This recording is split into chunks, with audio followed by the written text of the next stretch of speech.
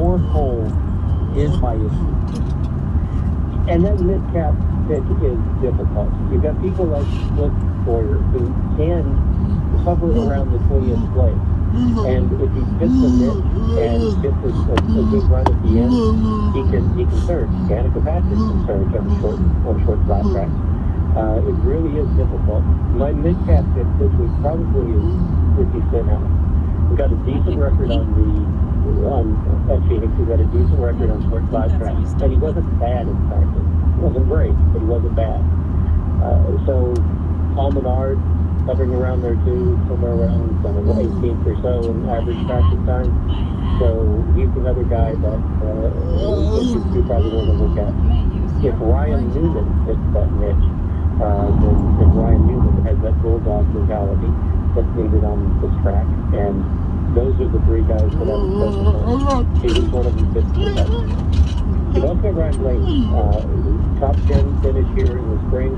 He had more momentum on his side at the time than he does now, but this is a track that is prone to backing up in the fall and the spring. So Chase Elliott, Austin Dillon, Ryan Blaney, somewhat surprising top 10 in the spring this year, I think are good indications they're going to finish on the cusp of 10. He may not get another top 10.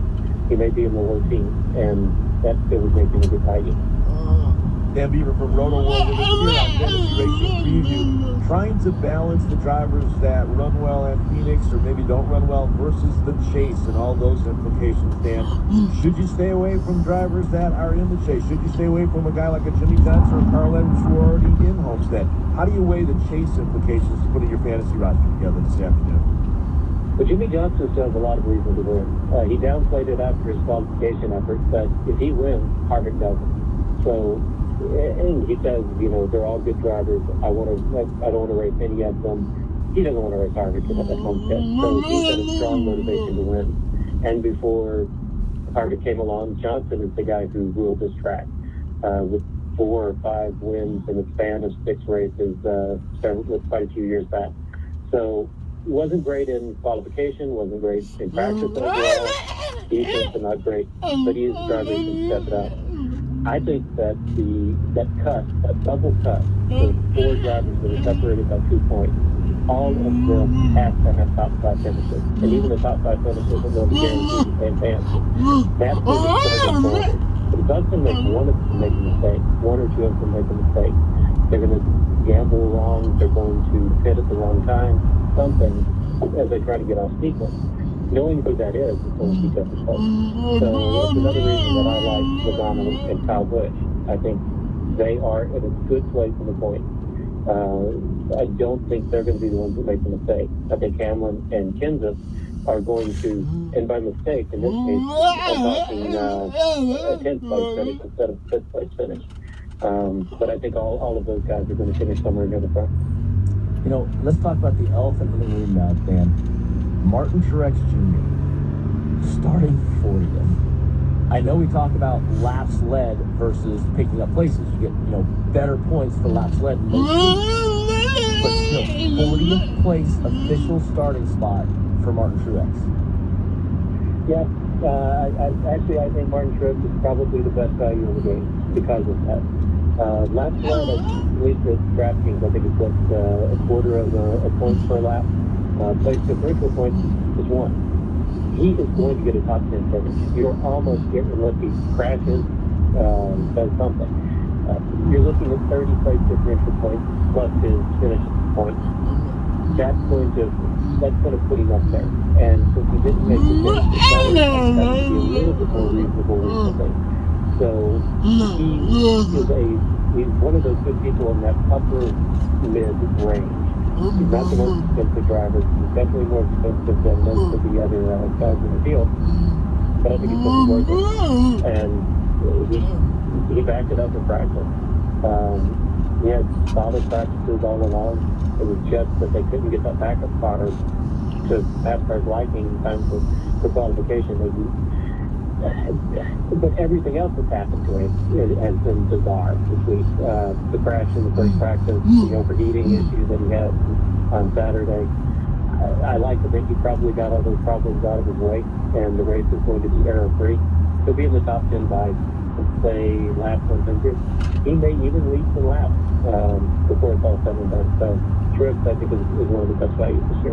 The last guy I want to ask you about, we talked about, for whatever reason, once the chase started, he's been very strong. Lots of top 10 finishes, and he's starting 13th today. I've got Trisha on Twitter asking me specifically to ask you about Casey Kane and his opportunity this afternoon, Dan. Yeah, Kane's another great pick. Hendrick Motorsports just overall has surged. Mostly top 15s, a lot of top 10s. There's no reason to think that he's not going to finish out the season that way. And salary cap managers tend to be a little conservative. You don't want to get caught with egg on your face by jumping someone up $1 or $1.50 and then have them go on a streak of 20-something finishes. And that's happened with Kane. He has not and will not rise to his natural level before the end of the year. So both here and at Homestead, he's going to be a good cap value. On the other hand, Bowman's probably going to have a decent finish, or hopefully will have a decent finish. So if he starts on the field, he's not going to finish there. He's probably not going to finish in the top 5 or the top 10, so he's going to fall back. You can't go the Hendrick ticket like you can some weeks. But you can do Kane, Elliott, and Johnson without any problems whatsoever. Well, and we've been talking. Sorry, I have a little assistant here that was distracting me for a second. With Kyle Busch, and somebody asked us on Twitter. They gave me a Twitter question also, and we've talked a little bit about it. But what about how, like, a Chase Elliott, all these guys up front? You just said Hendrick. You got Bowman in the front row. You've got Kyle Larson, and you've got Chase Elliott. Those are 3 guys we always talk about leading laps. Those are guys that normally, those rows I look at and say they're going to get out early, lead the laps. If you could pick one of those 3 who's going to be the guy that gets out early and leads the laps, which one of those 3 are the one that you think can lead me those laps early and get those points for me? Or do you think it's not one of those 3? Well, hard says Elliott, head says Larson. Probably, though, it's going to be Jordan Logano from fourth that's going to get up there and start to move fast. Bowman's going to pay relatively quickly. Elliott is good, but I don't think he's quite got the rhythm down yet on these tracks. He's much better on the unrestricted intermediate speedways. Larson is good, but again, much better when there are 2 grooves and he can find a place to run. So I think they're going to get out there and probably those 2 guys, Elliott and Larson, will lead the first 50 or so laps.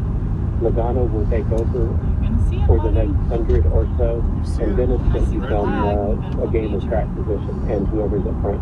So Larson, Elliott, Logano, I think, is who are going to lead the most laps in the first half, in that order, to lead the most laps in the first half of the race. Great stuff, as always, Dan. We've appreciated the time this year on the show. It's always great when you bring in the analysis and statistics that you do and the numbers.